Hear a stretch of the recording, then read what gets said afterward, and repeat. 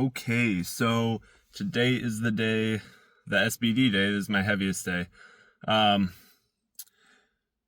So this is all just balls to the wall maxing out. We're gonna attempt 502 on squat. Depending on how my elbow feels, we're gonna attempt 375 on bench. That might go down depending on the elbow. And then on deadlift, I think it's in a range from 565 to 575, somewhere in that range. We're going to play it by ear, and we're going to try and do attempt selection like I would at a meet. So try and zone in on what jumps I want to do at the meet, get some good reps in. We're not going to be on our head. What happens, happens. So I'll explain to you how I do preps real quick, just because it doesn't make sense to a lot of people, because typically in powerlifting, you have a peak week, and I call this my peak week just because it's my heaviest lifting, but I don't peak for these lifts. So I do this when I'm at my most fatigued, usually. I have two. So yesterday was a full rest day, like I would normally have. On Monday is my rest day, and then the day before was pause stuff, and I went a little bit lighter than I would have normally. So like kind of a little bit of rest, but not really. So it's not like a full taper or any deload like I would going into a meet. So I come into this and I'm like fairly fatigued. So the point of this day and how I see programming is I would rather hit these lifts when I'm my most fatigued, and that's going to carry a lot more confidence in a meet day for me. I don't get in my head if I miss lifts on my peak week or my heaviest lifts. I don't get in my head if I miss those. I know I'm fatigued, and even if I get close to them, I'm confident that we're going to have it there on meet day. So this day, how I like to think about it, and when I was doing sports in high school, my taper, I would always show up on meet day feeling the best I've ever felt in my life. Like I would never be able to rip these lifts in training or rip these not lifts. I was a swimmer. So I would never be able to rip these times in training. And I don't know, I know why, but I don't like that a lot of programming seems like it's setting you up to get back to your peak week on meet day, where I would rather build up more CNS fatigue and have a larger taper so that you show up your best on meet day, better than your peak week. I'd rather have that than trying to get back to numbers I hit in training, because to me, that's just that's not fun. Why would I aim to do something I did in training? I don't know.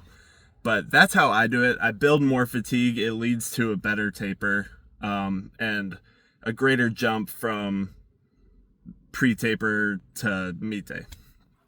So that's why I do this. But we're going to put the weights on and we're going to give them goes, because, this is balls to the wall day. So enjoy that. I'm not going to be recording too much of me talking during my workout. I probably won't record at all of me talking. It'll just be, we're going to go through it and then we'll go to the coaching portion, because I'm sure we're going to have a lot to talk about. So enjoy that. I'm going to try and stay all locked in and focus up. So I'm not going to be paying too much attention to trying to record and make this a whole commentary workout kind of thing. So enjoy that. Enjoy the video. I hope we hit some PRs. That would be good. Put a big smile on my face. But yeah. All right. I'll see you in the coaching section. Enjoy the hopefully PRs.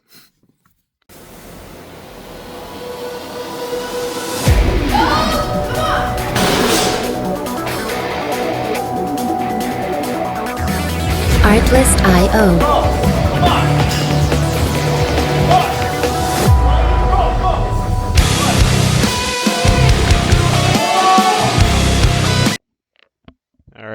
obviously there's some work to be done here, so let's get into it. Before we get into this, I did not record my attempt selection, so I did this like a normal meet where I tried to the, pick a first, second, and third attempt. Um, and that helped me get a good idea of where my attempts should be on meet day. So we have a really good idea of that, and overall, I'm very happy with how this day went. Like I said before, this day is not always about hitting PRs, but it's about gauging where your strength will be on meet day and doing that last final CNS breakdown, really getting everything fatigued so that we could properly taper and blow up on meet day. Now, let's look at squat first. So this, before it starts, I failed on form, not on strength. So that is something we can't be upset about. We know that we have this issue with knee cave, and it puts me in a biomechanically terrible position to produce power. So I basically can't push because I'm off balance and blah blah blah. So that's what happened here. Go through. Bottom position, I was solid. Hit depth, and I flew out of the hole. Boom. So I flew up to this point, and this is where all my muscle memory kicked in, and all my bad habits came right out, reared their ugly head, and my knees were damn near about to touch. So I dropped it. The people that were watching were like, "Why didn't you just grind through that?" Because that was my sticking point. So, like, you're going to slow down there. You should get used to grinding through it. But it's getting to a point where, especially since it got that close, um, if I push through that, that's seriously risking injury.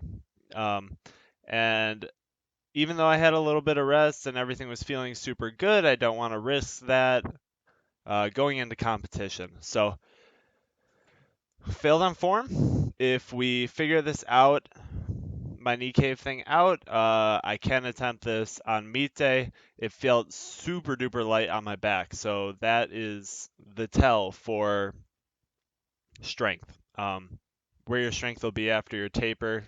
502 is going to feel good on my back, so I'll be confident going into it at the meet if I so choose to do so. But if I don't get this form thing down, I'm going to be choosing lighter third attempt just to build some confidence, get a good three attempts in on squat, because going for three on squat is the best way to set up your meet mentality. Um, but I did talk to my buddy who's a chiropractor, and he also is a powerlifter, so he has a lot of fun cues and warm-ups and all that stuff that can help you. The one thing he did say to me is that ankle stability, yes, may be an issue, and that's what I've been focusing on. But it's also probably coming from hip instability due to my long leg. So instead of that, he says I probably have inactive glutes, and that's causing my body to allow my legs to come inward instead of glutes, which are a hip extensor, which are going to bring them outwards.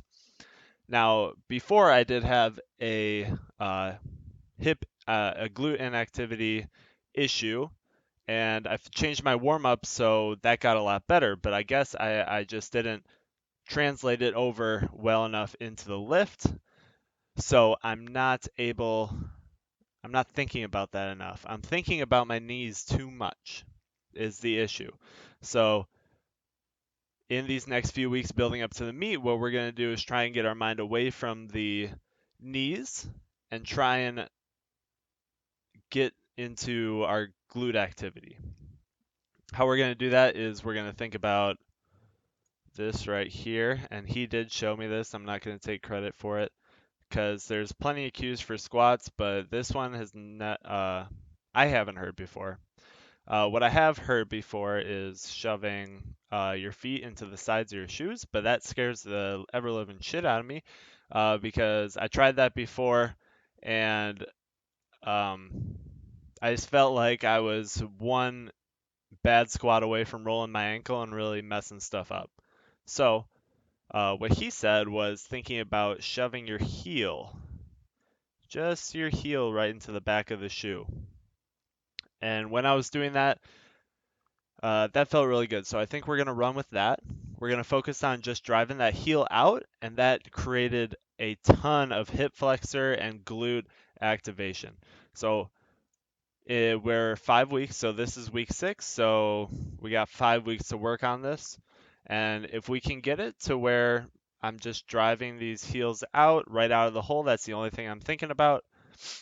I think we can get in a good position where we can just grind stuff out, because squat is the one thing where it just hasn't clicked yet, and I haven't been able to get into a position where I could just push.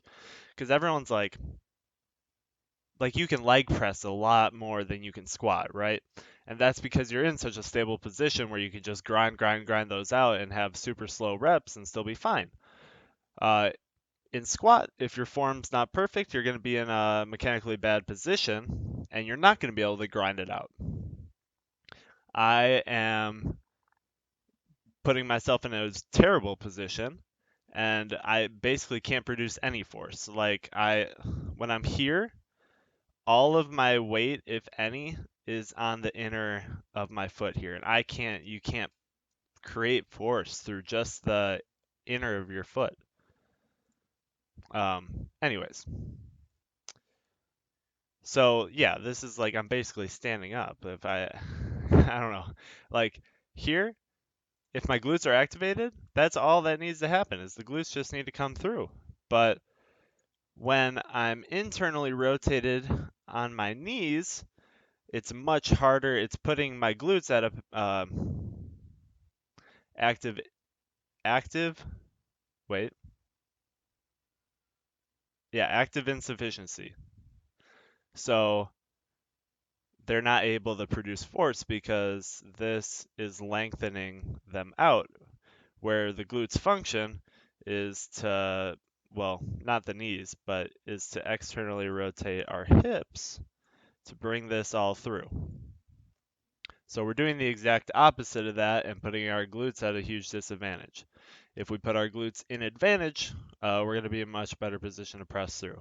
But uh, regardless, I did 480 and a half for my second, and my legs stayed in a good position, and it moved really well. So even if we're not going to do 502, I think our third attempt, if we do like a 485, we'll get smoked in a meet.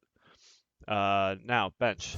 So first, this is probably the best lift I had all day. Form held well. My butt stayed on the bench, and I got myself in a good position to just be able to grind out that rep. Um, this is technically a PR, I believe. I thought my PR was 368 and a half, but I looked through my phone and I could only find 360. So for now, this might be a PR, but it's definitely a PR at 90 kilos. So let's watch it real quick. Go! Come on! One! So you go! Go! Good. It was a good fight. The pause might have been light. So I don't know, because it looks like a little bit of motionless, but I don't know if that'll get called good in a meet. But going through it, my hips stay on the bench. My heels stay on the ground. We keep really good leg drive. And I don't think there's any downward movement. All of this I'm very happy about. One! So you go! Go! Boom. Yeah, that was a good grind. And the reason I didn't go for anything higher than that is because after squat, like I said before, it was going to depend on my elbow. So my elbow was all flared up and I just wasn't feeling super confident in it. I have some like basically biofreeze, and that made it good enough to be able to attempt something like this. So I didn't want to push it. Again, why attempt injury at this point when you can just smoke it on meet day? But bench was super good. We're super happy about bench. Deadlift, it was a really short video. Unfortunately, I didn't film my second because I matched my all-time PR at 558, and then I put on 564 here. Also, I don't think I mentioned 502 on squat is also my all-time PR. So these are PRs from when I was 240 pounds at my peak bulk. So I've matched or beat all of those, except for the squat that didn't go. But anyways, so let's talk about deadlift. 558 went like pretty smooth. So I matched that PR, and this is just pure fatigue setting in at this point, which is expected. But the key issue here is that in that fatigue, I did not set my lats enough. So if you can see here, I pull them in a little bit and I immediately lose them. And that puts a lot of tension on your hips. So when you lose your lat tightness, you end up giving here a little bit. That moves your center of gravity forward a bit, causes your hips to raise up. Then you're put in a position to either muscle it out or drop it. So this position right here, solid. Love that position.